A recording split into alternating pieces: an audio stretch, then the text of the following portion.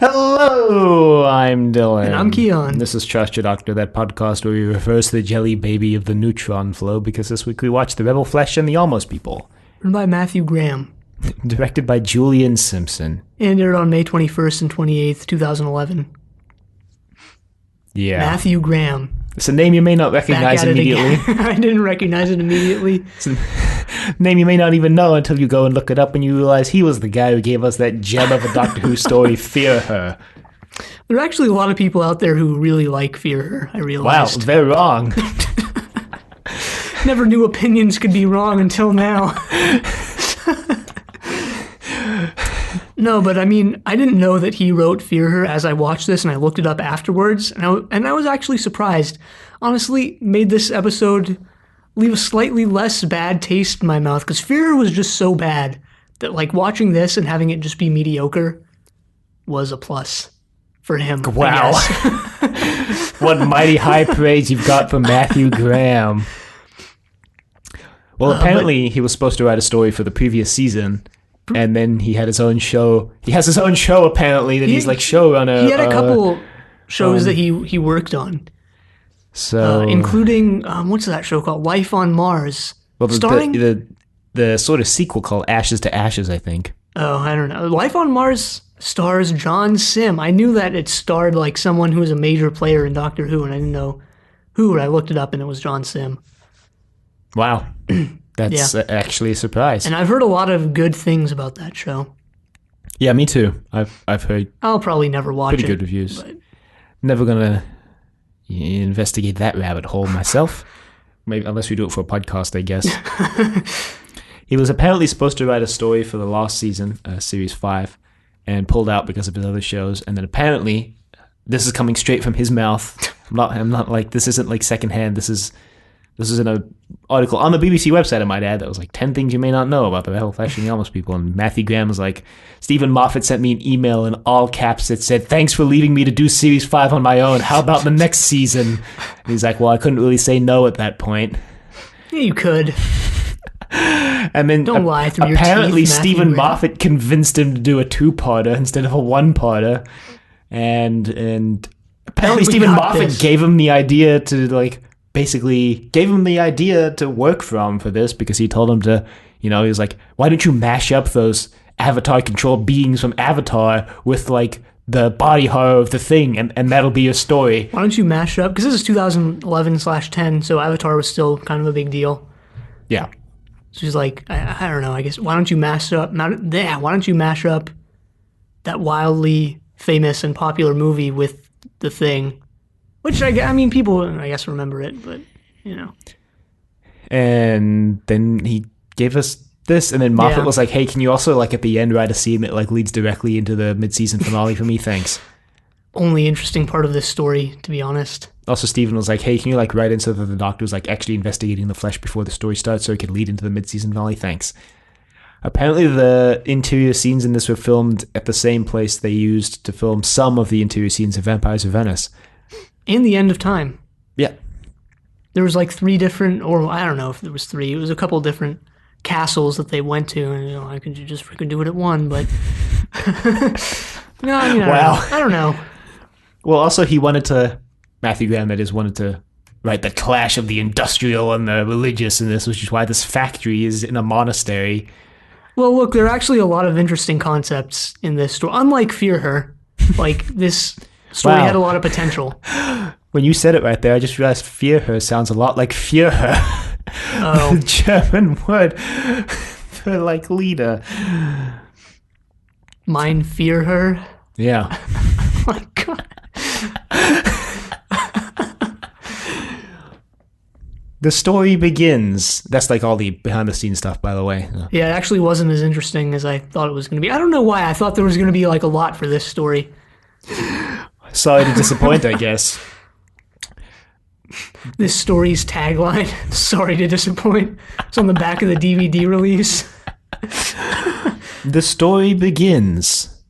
Where does it begin? It begins with someone getting pushed into a vat of acid. It's just these guys in like hazmat-ish suits. They're walking down a corridor and they arrive at this giant acid tub. Right. And one guy like sort of gets up on the ledge and he's doing something, and then one of the other workers is just like, watch this, and just like playfully pushes him in.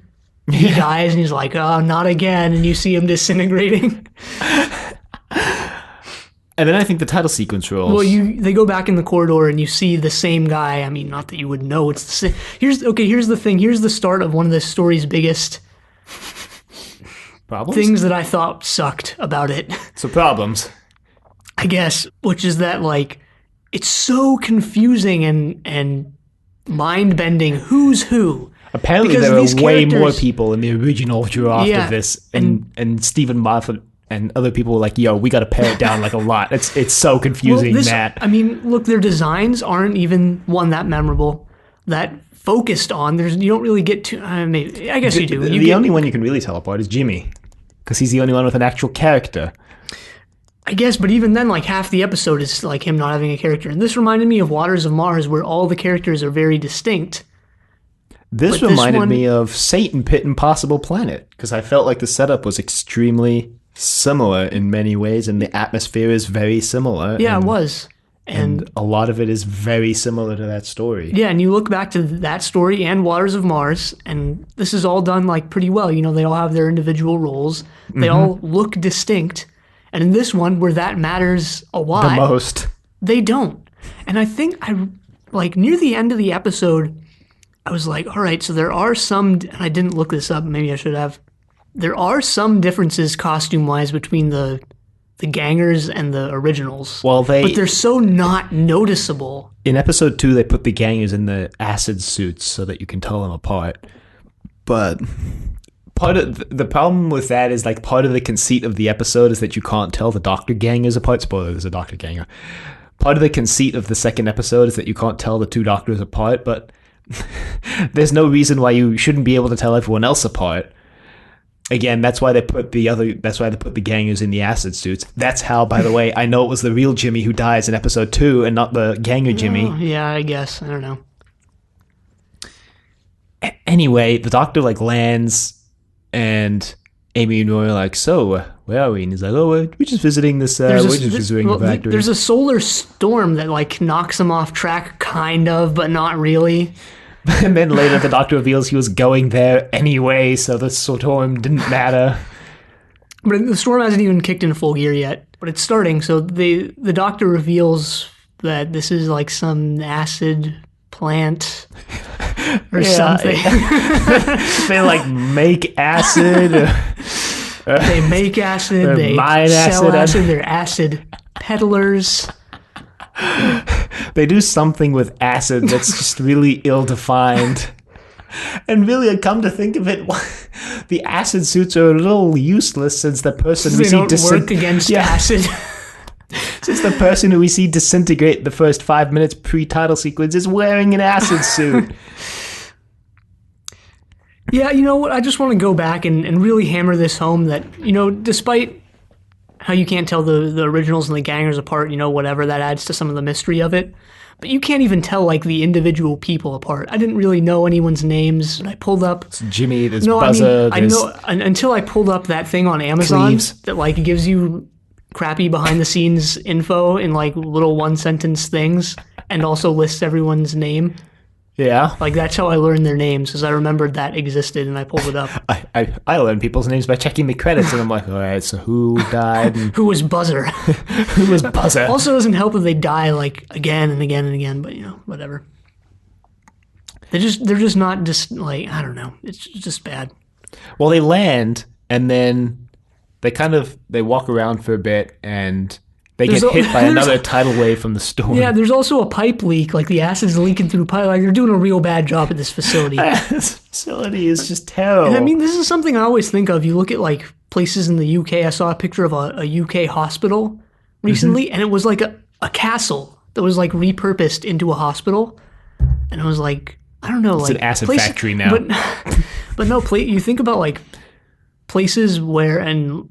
In California, you barely get any of this, but places where the infrastructure is like really old and was repurposed to where like the inside is new. Mm-hmm. I don't know. That just seems so sketchy to me. It like things really can go cool wrong. It seems cool, but like clash of Clash of Clans, Clash of Eras. The story also weirdly reminds me a lot of Hungry Earth and Cold Blood, just in its like just in its tone, mediocrity. its mediocrity.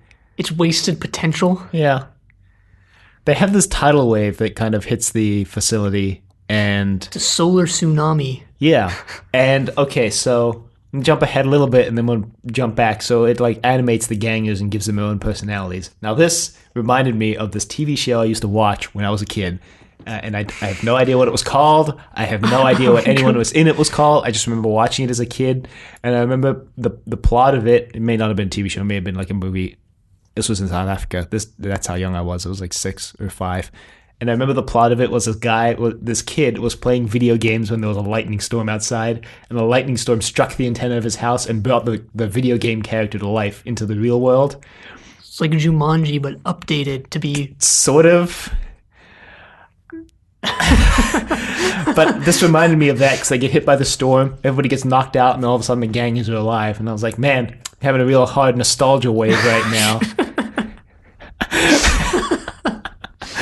But was it? I don't know if it was so much like it brought... I think the storm made the gangers able to defect.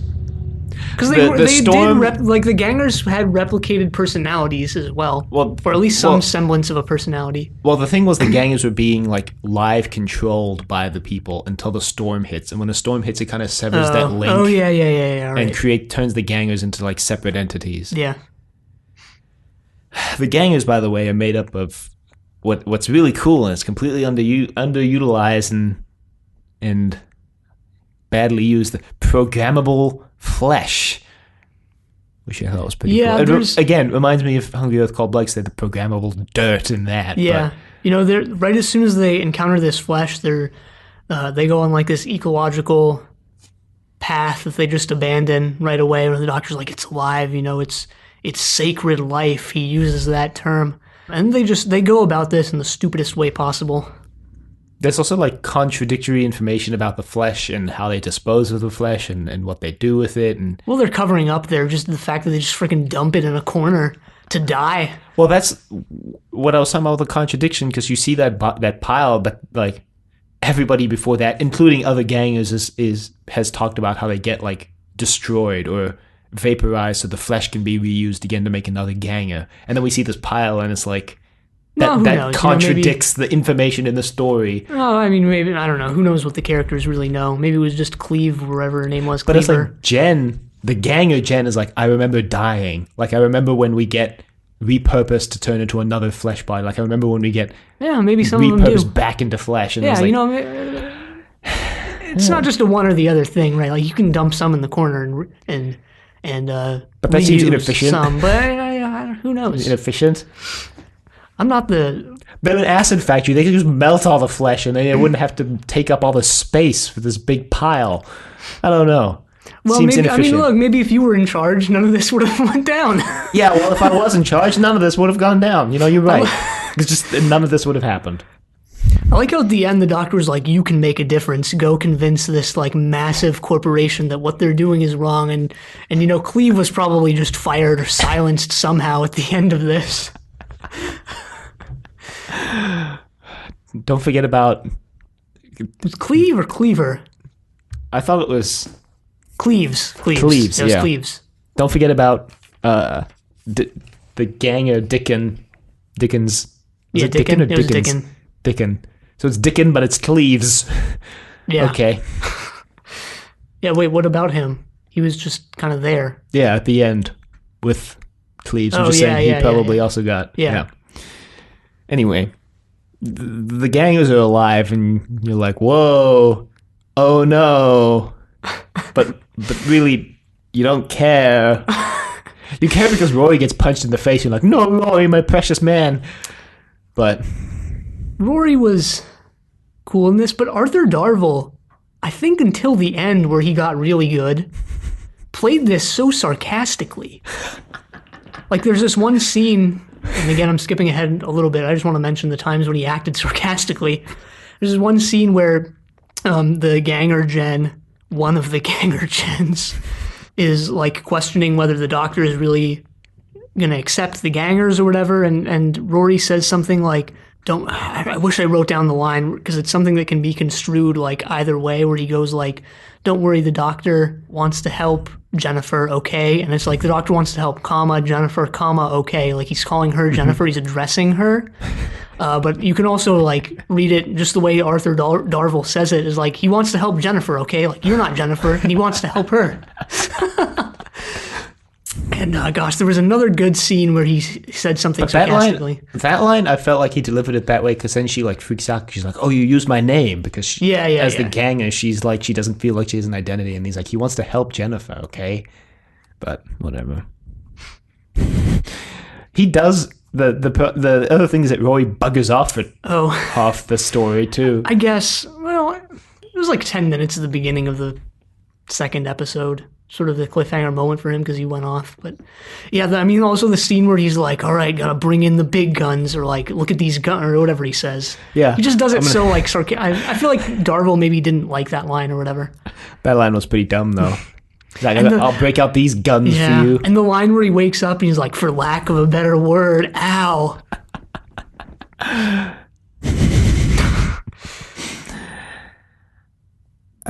I don't know. Maybe Thanks, Matt. Yeah. Good old Matt. We're on to you, Matt. Maybe Darvill just wasn't jiving with the lines. I wasn't driving with the lines. Well, there you go.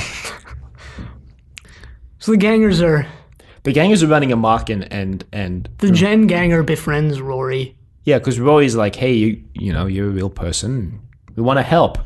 And so Rory brings her in to they're kind of all meeting in this sort of meeting area. This kind of common area where they get the food and stuff. And the doctor microwaves a meal, and Cleves is like, can you really eat at a time like this? And the doctor pulls it out, and he's got a cloth covering it, and he hands it to Cleves, and she just takes it.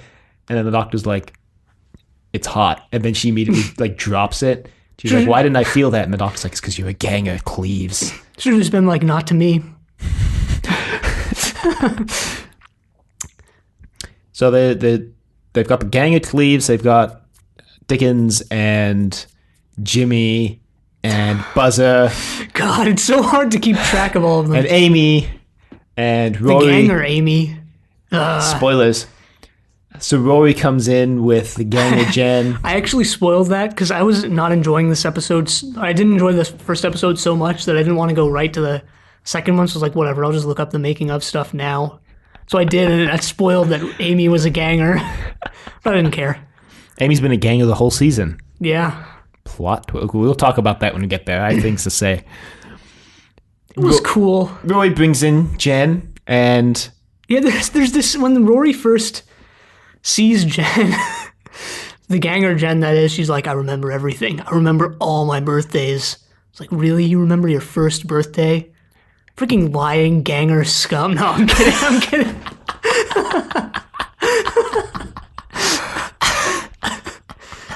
Wow.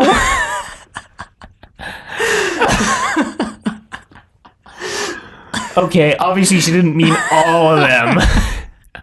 Obviously she was being like hyperbolic.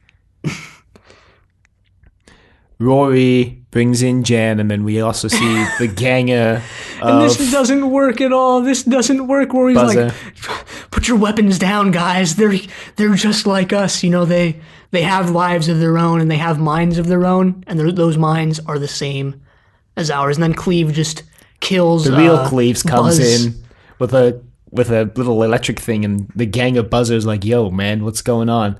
And then the doctor calls Cleves this little thing an over-glorified cattle prod, but then she zaps the gang of Buzzer and kills him, and the doctor's like, he had a heart. He had a real heart, and you just killed him. And you stopped it. And this is when the gangers decide that they need to kill everyone. Well, the ganger, Cleves, and Jen run off. And then the real Cleves, this is going to get so goddamn confusing. The real Cleves is like, it's us. I don't want to use the word them. real, because the gangers are real too. They're just not original. The human Cleves is like, it's us or them. And then in the gangers, the ganger Cleves is surprisingly nonchalant about this. But then Jen is like, the ganger Jen is like, it's us or them. So ganger scum. I'm just kidding. Oh, God. Gang of rebel scum. Well, I don't know. One thing I think this episode does fairly well, looking back, is it would be real easy to just paint the gangers as like these sympathetic victims, right? But I mean, this episode does a good job of showing that the gangers, despite the fact that they're, I guess, clones, are just as human as the originals, because they too aren't just totally good or totally bad. They have their own personalities and minds and stuff. Yeah. But at the same time, it does a good job of showing how the ganger and the human act in very similar ways, because as the Doctor said, they're the same. They've got the same memories, same personalities. Yeah. Both Jimmy and the ganger Jimmy talk about their son, Adam. His name's Adam, right? Yeah. Which is by far the worst child actor I've ever seen in my life. No, I mean, I didn't think, because he wasn't in that many, but I didn't think so. I didn't think so. He didn't have like anything to work with. But he didn't deliver the lines like... He delivered the lines. Well, that's what he did. He delivered the lines. And that's it. There was no acting. It wasn't as bad as the one... what was that? Cyberman? Or the Next Doctor. It wasn't as bad as the kid in the Next Doctor. At least he had an expression on his face. Adam also, interestingly, means human, that name. Yeah. Also like Adam and Eve. Yeah. Anyway, like I said, the ganger Jimmy and the real Jimmy both, talk about their son. And they act in very similar ways. The exception seems to be Cleves. The ganger Cleves seems to be much more of a sympathetic character than the human Cleves. Yeah, in my opinion. Cleves also has a blood clot in her brain, which they do a very poor job of I completely missed that until the end of the end of the episode, the very end. Like, I didn't get exactly what was going on until pretty much right at the end. They just hint at it until the very end when they flat out say it, I think. The only time that she says it, besides the end when she talks about the thing in her head, is she yells through the window at the gang and is like, "Sorry, you picked a bad human. This thing in my head will kill me," basically. I think that was the first time I noticed it too. There might have been one before that we didn't pick up on. I don't know. But whatever. They kind of try to foreshadow it. The human Cleave seems to be getting like headaches and... Yes, yeah. Yeah. This episode could have gone a lot more into the, ethics of all of this. But there's a lot of running around in action, which I thought was kind of wasted potential. Well, they didn't, because the whole, I guess, Matthew Graham instead decided to focus on like workers' rights instead of the ethics of like cloning people and then killing them when you're done with it. He tried to make it at least his point, whatever validity that holds, was to try and make it a thing about workers' rights. Like, oh, the workers should have rights. We shouldn't just send them down into the coal mines and for them to be killed. That's going way back. But yeah, I guess you can look at it that way. That also reminds me of Fear Her so much, where it was this story about like the abusive father, but they like... I say they, but, really I think we can call out Matthew Graham for this, like, does such a bad job with it. I mean, that's the thing in this, like, everyone's like, well, this is a story about workers' rights, but it completely bungles that totally because, they do a good job of making both sides, I think, sympathetic and giving both sides also whatever the opposite of being sympathetic is. And at the same time, though, it's like lost in the ethics debate about is it okay to clone these people? And then it's like, well, we just throw the flesh away. And, it's lost in the sci-fi-ness of the story, I guess is what I'm trying to say. Some stories do a really good job of maintaining that allegory within the constraints of the Doctor Who universe. The Sunmakers and its anti-tax kind of theming comes to mind. Sure. But the story, I feel like, just loses its allegory underneath the Doctor Who coat of paint. I don't want to read every story as like totally an allegory, though. That's one approach. That's one approach that literary critics and I guess just people who study literature have approached science fiction from for years, and I don't fully agree with that. That's not what I'm saying. I mean, but yeah, I know you're not, but like, I just want to get this out there. This is something I dislike, that people are, there's this defense of science fiction, and this is back when fantastic stories were a lot more under attack than they are now. But it's like, well, it's all just a lot of science fiction and fantasy is an allegory for our world, which is why it's valuable, which is why we should read it. Mm-hmm. And I don't necessarily agree. Thankfully, there's not really much need to do that now, as people pretty much just watch science fiction and fantasy without much issue or read. Well, but like, I don't even agree with that. Yeah, but I still think there are definitely stories within Doctor Who, at least, that are definitely more allegorical than others. Yeah. And I think this one... You can read any story as allegorical, but not just Doctor Who, like any story ever as allegorical, but the validity of that will be in how much you can actually prove that it's an allegory. This is one of those stories where you could tell that clearly there's supposed to be an allegory somewhere here about workers' rights, and it's just like, I can't really pick up what it is. Because at the end of the story, too, it's like, the doctor's like, you got to go tell them that this is wrong, and it's like, but what's the result of that? What are we supposed to understand is going to happen? Are people going to be outraged at the flesh? Are people not going to be outraged? Like, I feel like, in my opinion, for this to be more allegorical about workers' rights, you'd have to show the people's reactions to the flesh and not just Rory, who we know Rory is a very empathetic person who actually cares about other people. Well, you do get the idea, like, it's just Cleves and I guess Dickon going in at the end. So you get the idea that, like, all right, one person can make a difference. They're going in there to... But the thing is, worker does matter. We don't know, but like that's what this story like kind of tells you. That's what it's like sort of going for. But the thing is, it falls apart because we don't know that that's true. And I'm much more cynical than that. And I feel like everybody's just going to dismiss them. And like you said, you'll just get silenced somehow. Like, unless the story shows us that something changes because of Cleves and Dickens, I'm inclined to believe that nothing changes. Yeah. So no matter how much maybe that's you the point. Value the individual worker, nothing will change. Maybe that's the point? Yeah, there's an argument to be made for that, for sure. Again, I don't know if that argument holds water, though, because, again, we don't see the reaction of people to what Cleves and Dickens has to say. So I think it leaves it too open-ended to be any sort of allegory, I guess. Anyway, we've gone way off track, but suffice to say the first episode ends with the Doctor Ganger popping out of the shadows. Yeah, there's a lot of running around and stuff like that, and I think Rory goes off at the end of the first episode. Rory chases after Jen and gets separated from the main group. The main group holds up in the actual monastery because it's the safest place. There's only one way in and out. Yeah, and remember, the older something is, the stronger it is. Damn it! So there you go. But they hear someone screaming in the shadows, and they pop out, and it's a Ganger clone of the Doctor. And yeah, this would have been cool. I feel because there were scenes leading up to this where the Doctor goes back to the flesh. He scans it, and you hear someone off screen saying like "trust me" or something like that. So there's a Dr. Ganger is about to appear. This would have worked better if you didn't know that. If he just sort of came out of the shadows. Yeah. Because even then you would have known. Okay, the Doctor interacted if they only had when the Doctor scans it, he says, "Oh, it seems almost like the flesh is scanning me," and then they just didn't have anything else besides that. And then at the end, Dr. Ganger pops up. That would have worked really well. Yeah. But leave it to Matthew Graham to screw it all up. We also didn't mention, in the scene where the Doctor offers Cleves the plate of food, there was supposed to be in this story a AI chef. I read that too, and I was like, that would have been the worst idea imaginable. But we also see one more key scene in episode 1 before we go on episode 2. The TARDIS acid seeps under the TARDIS and it falls through the floor. Yeah. The Doctor's shoes get melted, and he has to find another pair of shoes to put on, basically. And this is key. Pay attention to the shoes.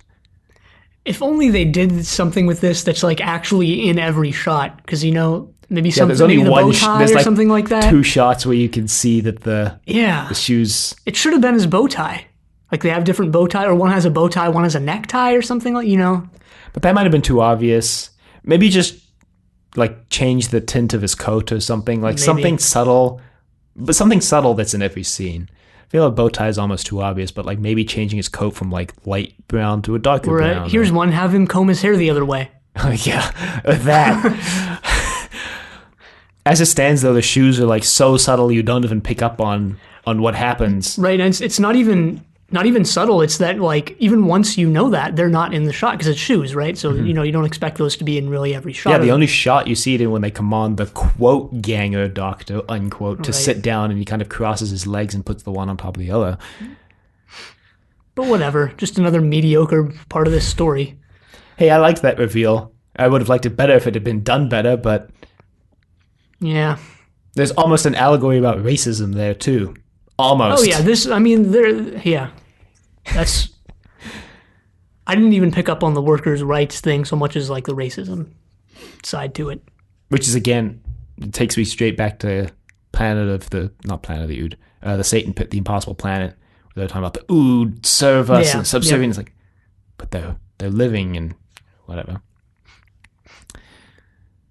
The Dr. Ganger and the real doctor converse for a bit, and the Time Lord Doctor, I guess, converse for a bit, and they come back, and basically the plot of this entire episode makes you assume that who the doctor says is the Ganger Doctor is the Ganger Doctor, but then at the end of the episode, surprise, they swapped. Well, when the Ganger Doctor first shows up, he says some lines from previous doctors, and you actually hear audio from Tom Baker offering a jelly baby to Amy, I guess, or maybe it was Cleves. Yeah. We also hear Reverse the Polarity of the Neutron Flow. And I think we hear a clip of David Tennant saying, "Hi, I'm the Doctor." Yeah. Was the Reverse the Polarity in Pertwee's voice? I don't think it was. Which is weird, because they pulled audio from Tom Baker. Unless they got him to record that line for this, but I don't think they did. I'm going to go with no. The Dr. Ganger and the Doctor converse for a bit, and the Doctor's like, "This is weird, but I like it." And Cleves is sort of accepting of this to some extent, and Amy is skeptical of it. For the rest of the episode, she's like, he's the Doctor, but not really. Yeah. What they should have just done is just run around in circles a bunch of times and be like, "Now, huh? What now? You know who's who now?" Well, she constantly says, "I know this is the Doctor because I've been through so much with the Doctor." And at the end of the episode, the Doctor's like, boom, plot twist. I'm actually the Ganger. What's up, Amy? Ooh, got you. Oh, now I know you're racist. Oh, God. The next story is just the Doctor just turns to Roy. He's like, I really don't think we should go after her. She was like, she's kind of racist. Well, not like racist, in the traditional sense, but she was kind of like, I don't think there's a traditional and non-traditional sense of racist. I think there's a pretty set definition of what it is. Well, this is something I was questioning on Twitter the other day because, someone was talking about the most recent episode of Doctor Who when we're recording this. It won't be when it airs. Was about Rosa Parks and right. Some people were like, "Oh, yeah, Doctor Who's never dealt with." Racism has no place in Doctor Who or whatever. What? And then people like, what? And people like, Doctor Who's been dealing with racism since it started, right? What? And this is the thing, I brought this up with RG last week, which is that when people say stuff, when people say stuff like that, it's like, you kind of need to watch the classic show. But not even the classic. But not even that. In that right? case, not even the classic show. But my question was the tweet that I read was referencing the Daleks. The Daleks have been racist since they started. I'm like, have the Daleks really been racist though? Because I would consider the Daleks more xenophobic than racist, because the Daleks hate all life equally. Any life that's not a Dalek, they hate. And that was the question I'm asking is in Doctor Who, do we consider it xenophobia or racism? You hate the flesh. Do you consider that xenophobia because the flesh is an alien species, or is that racism? Well, it's I don't know if we want to actually get into this, but let's actually get into it. And I think, I don't know, from an etymological standpoint, we have to get back to and this is all semantic, but whatever. Yeah. I mean, xenophobia is the fear of the foreign. Yeah, the foreign. Whereas racism is hatred or, I guess. Actually, you know what? Let's go to Oxford English Dictionary. Let's just do it. None of that Merriam-Webster garbage. We're going straight to the greatest dictionary ever written. That's a lofty claim to make. It's true. You look it Dispute it. All right. I'm going to say that dictionary.com is the best No, dictionary. it's not.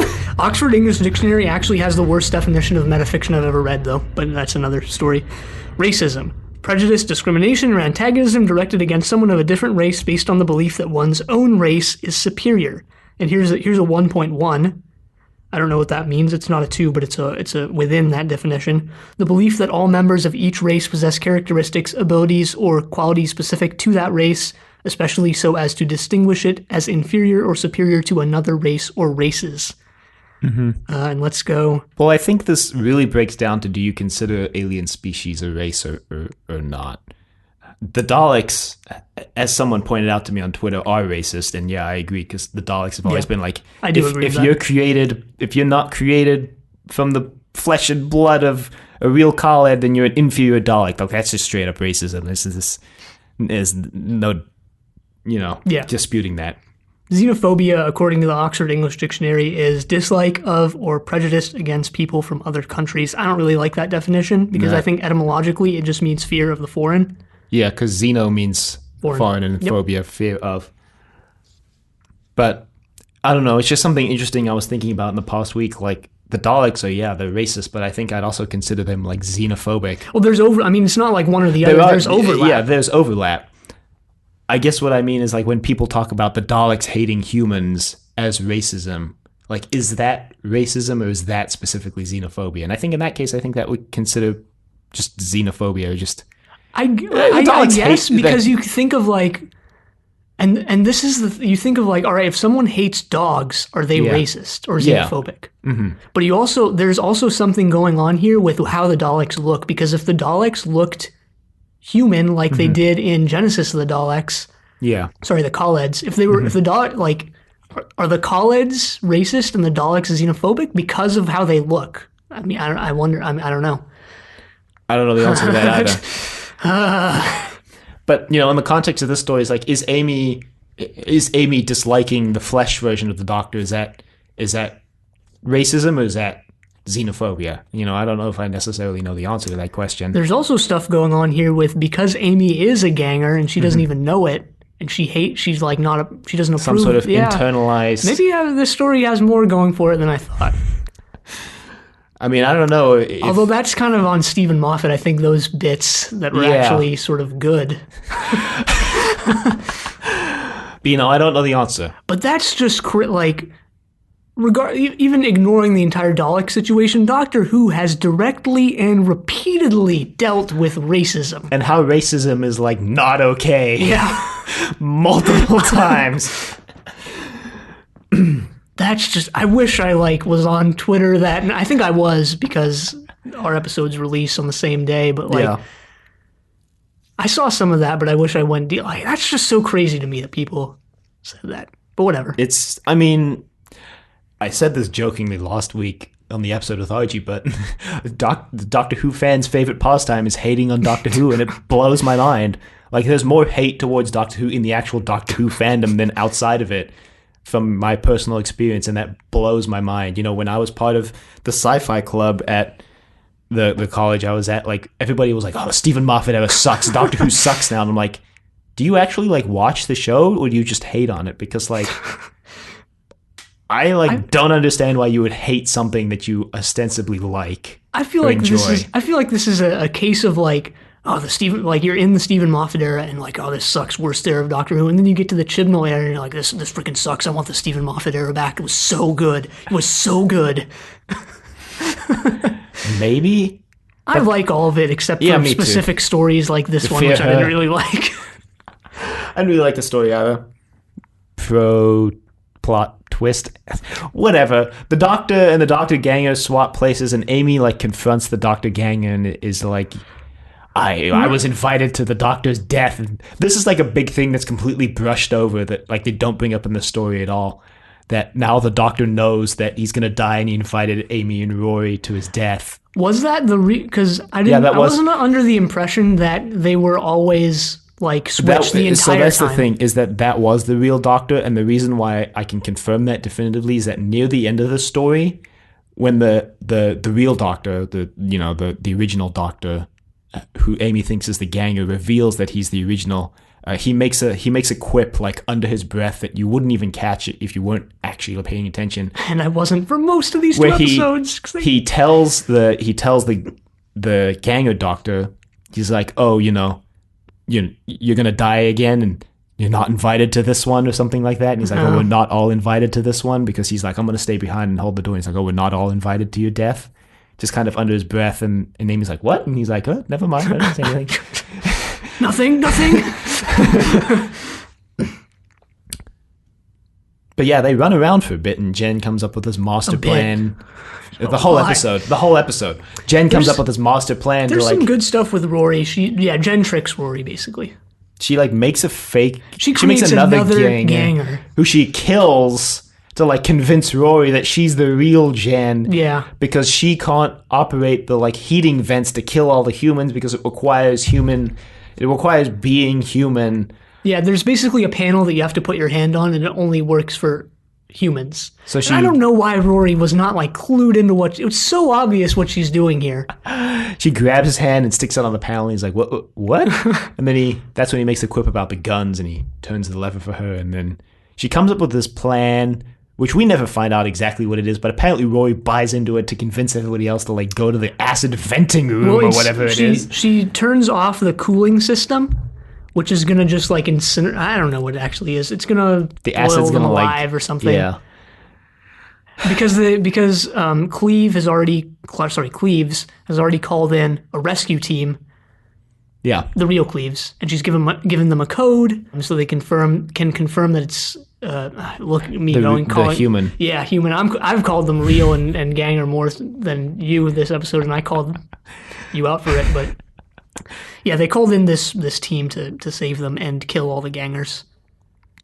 And then the ganger Cleves, convinces them to land in the courtyard instead because she just knows the passcode. And I was thinking this, why didn't the human Cleves have somebody else come up with the passcode and just not reveal that over the airwaves? It would have been impenetrable at that point. She should have realized that the ganger has the same memories as her and would have made the same guess at a passcode as her. But they get sealed into the acid venting room by Ganger Jen and Roy, who's an unwitting participant in this. And then when he realizes that they're just all gonna die, and he's like, "No, I'm sorry, I didn't mean for this to happen." He gets dragged away. There's a scene where Amy is protesting that they're sending the Ganger doctor to go look for Rory, but it's actually the real doctor.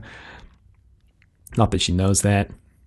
There's also these other things where the Ganger Jen remembers dying previously as a ganger, getting recycled into flesh to be made into more gangers, and there's things like that.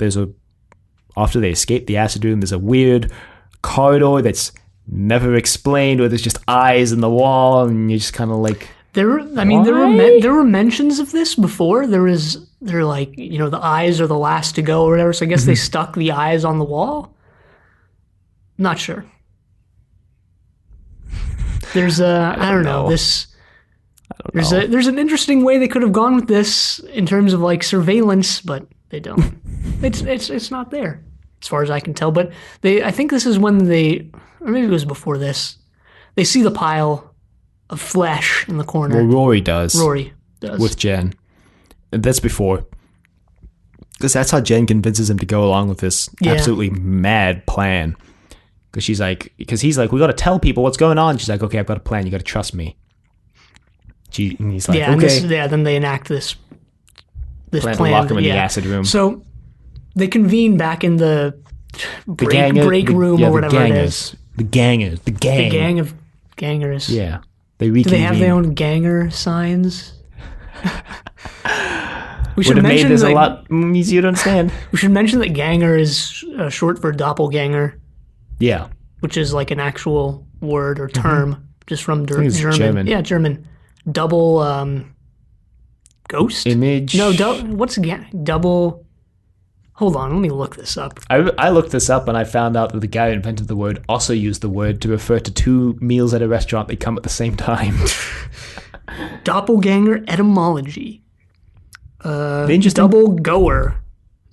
The interesting thing about German is that they just assemble new words by slapping Yeah, German. other words together. German's kind of unique in that aspect. That's not really. Most Germanic languages, except English, which has kind of lost this because English is just like weird. The Germanic family. But then yeah, the Germanic like subset, I guess, is agglutinating, which is exactly what you just described. But a lot of languages are like that. I think Korean is like that. I don't know anything about Korean, so don't look at me. Korean is like one of the big isolate languages. It's supposedly isolate as in like it's supposedly not related to any other language. The three big ones are Korean, Japanese, and Turkish, which is why for hundreds or about 100 years people have tried to paint those as one, but I don't know about that. There are some, I mean, I've seen videos of like, look at these words in Turkish and Korean and look how similar they are and look how that couldn't have been possible unless they were related. And it was like, yeah, all right, there might be a point to this. But whatever, that's a completely other tangent. Something going on there. But yeah, double goer is apparently where it comes from. I thought it was ghost because of the Pokemon Gengar. Which is Ganger with the A and the E swapped. Wow, such unique Pokemon names like Abra, Kadabra, and Alakazam. Ekans. Snake Arbok. Backwards. It's a couple other good ones. Seedot, which is just an acorn seed. How's that Pokemon Go team coming along? Hey, I'm doing pretty good. I'm not gonna lie, I'm doing okay. It's actually a Gengar event that'll have occurred a day before this episode goes out. Wow. Weirdly enough. Catch your Gengars in time for this episode of Trust Your Doctor. There's also Pidgeot, and Pidgeotto, which are just Pigeon birds with that look like pigeons. Yeah, with a different ending. Wait a minute. There's a Pokemon called Fearow, which sounds very similar to Fear Her and Fearer. I guess. There's also a Pokemon called Starly, which looks just like a starling, which is another kind of bird. Wow, what an original name. Or Whatever. Trico, which is a gecko, but climbs trees. Whatever. Wait a minute. This story is actually really similar to the very first Pokemon movie, which is all about how Mewtwo is a clone of Mew and makes its own army of clones to fight the originals. Yeah, I didn't know that. I didn't really watch that much Pokemon when I was younger. All right, look, let's just skip to the end of the story because they just run around for a whole bunch and there's like nothing interesting in any of that until the end when all the interesting stuff happens. Yeah, the Gen Ganger turns into a giant creature. Yeah. I read that the extending head, which is on Cleaves, actually, the Ganger Cleaves, was inspired by that picture from Alice in Wonderland, the original one, which I forget the original artist's name, but he was like somewhat famous. Maybe those, I'm wondering, were those actually done by Lewis Carroll? I don't know. I'll look it up. But there's a picture in the original publication of the book which has Alice's head extended. That's horrifying. Yeah, I didn't know if you actually look at the original picture, it is actually horrifying. That's horrifying. That might be. I don't know if that's in Wonderland or Through the Looking Glass, but it's in one of them. But that's what they're inspired by. I read. Okay, this is weird. I read on Wikipedia that the fleshy, and veiny look of the Gangers was inspired by a picture of Madonna's arm where you could very visibly see her veins. Madonna, I also read a contradictory story that Stephen Moffat said that the white fleshy look of the flesh was designed to look like, and I'm quoting Stephen Moffat here, eyeball flesh, unquote, like the whites of your eyes. Yeah. Which would make more sense if I'm being honest. Yeah, especially with all the eye stuff in the story. Not all the eye stuff, because it was like one scene. Well, so, they escape from the acid room, and they eventually are running through the corridors, and they don't know what they're going to do, because that's the thing, is that the doctor convinces the Ganger Jimmy to turn, because he shows him his son, and because the Ganger Jimmy has the same memories and the same emotional attachments that the real Jimmy did, he decides to run to go save Jimmy and the rest of the crew. The Ganger Cleaves sends Ganger, what's his name? Dickon with. They get there, the real Jimmy gets splashed by acid and he dies. There's this supposedly touching moment between Ganger Jimmy and real Jimmy while real Jimmy's dying. It doesn't really land. Then Ganger Jimmy goes back to go talk with his son, which again doesn't really land because the son doesn't act. I mean, even if he's not the worst child actor in Doctor Who, you gotta admit he's not acting. I mean, he's pretty bad. Well, the scene falls apart. I guess he was bad. I don't know. He was pretty bad. And Jen goes crazy. She's like, you guys were supposed to help me take over the world. And she runs off to go enact her plans alone. They're running away from her now because she's gone mad with power, because she can replicate herself. She got a whole bunch of other flesh powers that the other gangers didn't, I guess, choose to develop. And in the process of running away, we get a whole bunch of stuff that happens right when the TARDIS falls. All sorts of stuff comes together all at once. And the Ganger and Real Doctor reveal that they swapped, and Cleves is talking about a blood-brain clot, and eventually the real Dickon dies. Yeah, the Ganger Cleves, I keep saying Cleve, and Doctor eventually give up their own lives to kill Ganger Jen. Yeah. And I guess going back to the racism stuff in this story, I guess, part of the rhetoric of this story is that the real evil is hating the other side. Yeah. That's what turns Jen into this monster, right? Mm-hmm. So I guess it's pretty good. And that's what turns Jimmy back from the dark, the call of the light, realizing that he's not different, actually, at all from the human Jimmy, sorry. The Doctor chucks a sonic screwdriver to the gang, and he's like, well, you might be able to use that to get out of this. There may be a way out of it. And the gang is like, oh, maybe we'll see you around. They won't, because they get vaporized. Yeah. So they get back into the TARDIS. And wasn't there a line here? I just remembered this. And the Doctor immediately has another sonic screwdriver just readily available, which was kind of hilarious. There's a line. Isn't there a line here where the Doctor says, being in the TARDIS has turned you into a human? To the Ganger... something like that. Dickon? Yeah. Something like that. Yeah. I just remembered that and then Cleves is like, I've got this thing in my head. And the Doctor's like, here, I've got a cure for it. That was kind of weird and out of place, the fact that at the end she was like, well, what about me? I've got this thing in my head, I'm going to die. She's very entitled, I guess. What about me? I don't know, It just felt weird because it was out of character for her, I guess, the way they portrayed her in this story, that, even though she either wanted to kill the gangers or she wasn't, she was always very soft-spoken and reserved, I guess, and humble. I guess. I mean, I'm just thinking back, I don't think the blood clot thing was necessarily, bad. I didn't care that it was in the story, but if it wasn't there, if Cleve didn't have the blood clot or anything, especially because she gets cured of it at the end, what would it really matter? Maybe, I don't know. It wouldn't. The Doctor drops them all off at their respective places to go. He drops Jimmy off with his son, who's apparently just chilling on the beach alone. Yeah, they go to Bad Wolf Bay. Yeah, that's what I was wondering. Then they drop... Maybe Jimmy's actually Norwegian, you never know. He does have an accent. Yeah, I think he has a Northern English accent. I think that's what that accent is. You I've been wrong about accents before, and I'll be wrong about them again. Wait till we get to Jodie Whittaker. See if you can guess where that one's from.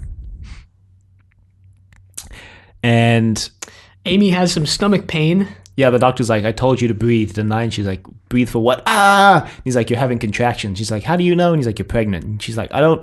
What? And he's like, Rory, I'm going to need you to step away. We skipped the line. I forget who said it. It must have been the Ganger Doctor. The Ganger Doctor says to her...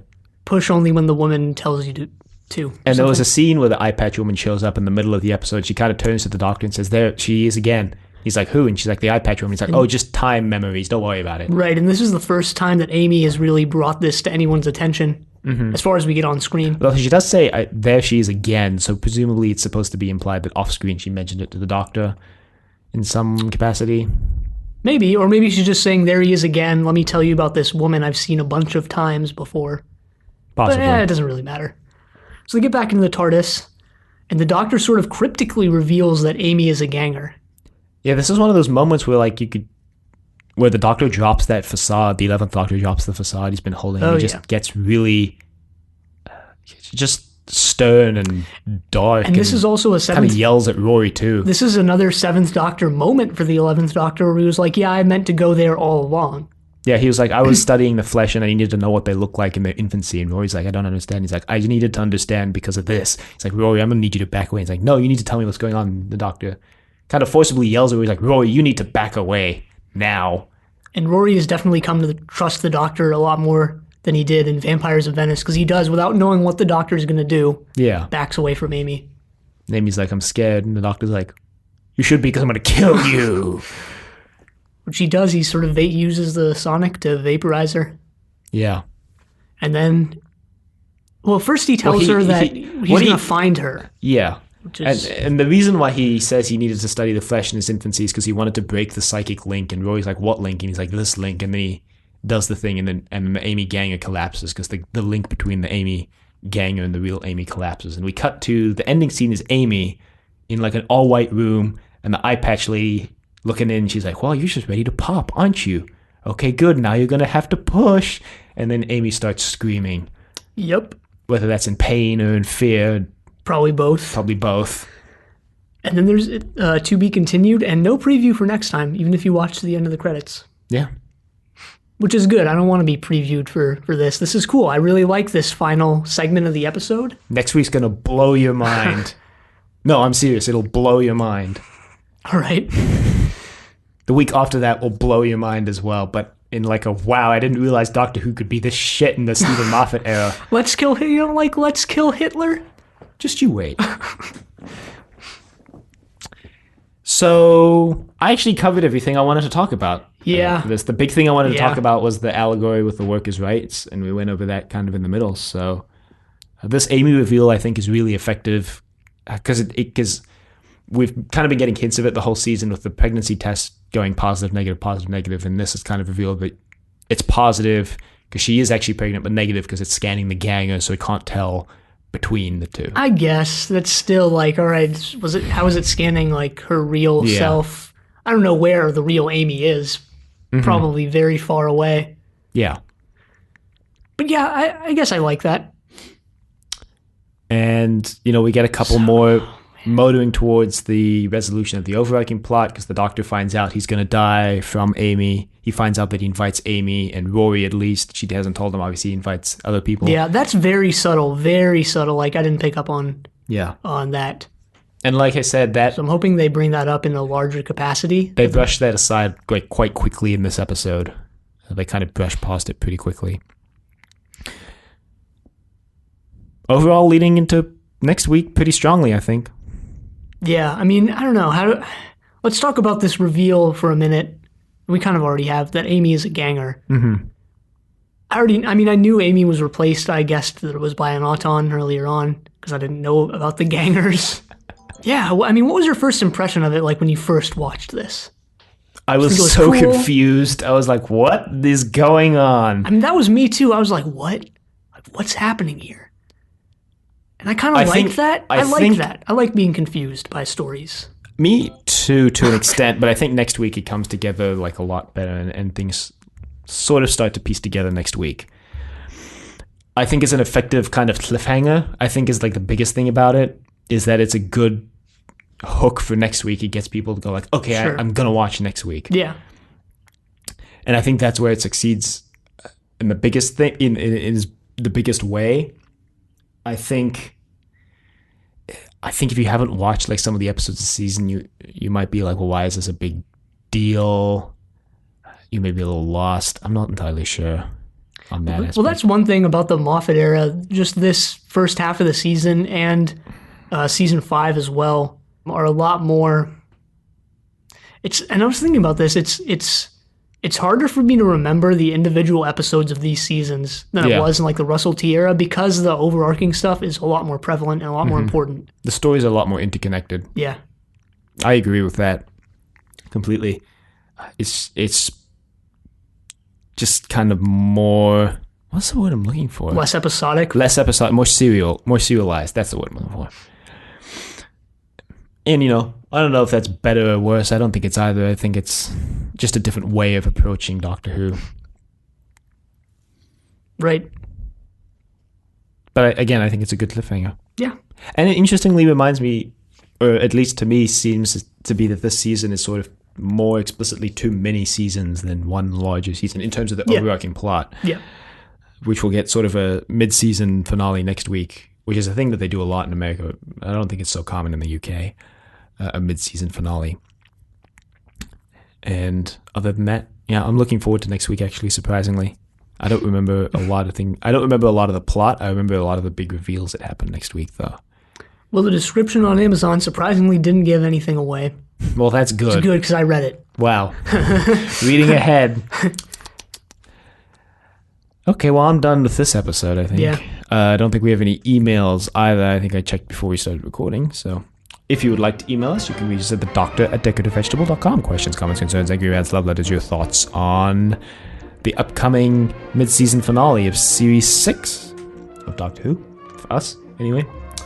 You can find us on Apple Podcasts and Google Play at Trust Your Doctor. You can find us on YouTube at Decorative Vegetable. Be sure to leave a rating if you like the show. Check us out on Facebook, Trust Your Doctor. Like us on Facebook. Also check us out on Twitter at TYD Podcast and follow us on Twitter. And next time we're watching A Good Man Goes to War. But until then, the end.